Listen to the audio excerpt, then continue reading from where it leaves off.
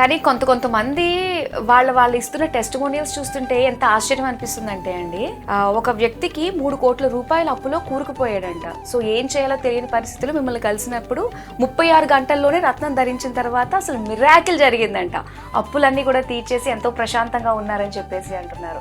ప్రతిదీ కూడా ఎంత ఆశ్చర్యంగా అనిపిస్తుందంటే మీ మాటల్లో ఇంకా విని తెలుసుకోవాలనిపిస్తుంది. ఇప్పుడు రోజుకి కనీసం 50 నుంచి 100 మంది వాళ్ళ యొక్క మిరాకిల్గా అదృష్టం పెట్టుకున్నాక ఇది జరిగింది అది జరిగింది ఒకటి కాదు, పెట్టుకున్న తర్వాత రోజు వాళ్ళ జీవితంలో ఒక పండగలాగానే ఉంటుంది. ఎవరైనా అప్పుల్లో వచ్చిన వాళ్ళకి నేను జనరల్గా ఒకటే చెప్తాను, అదృష్టరత్న శాస్త్రం ఏంటంటే మీరు ఎప్పుడైనా ఒక అదృష్టరత్నం పెట్టుకున్నాక పెట్టుకునే రోజుకి మీరు ₹1 కోటి లాస్లో ఉన్నారా, గ్యారంటీగా 108 కోట్లు సంపాదించుకుంటారని శాస్త్రం. 108 కోట్లకి టైం అయితే పట్టచ్చేమో కానీ 10 కోట్లు అయితే మీరు సంపాదించుకుంటారు.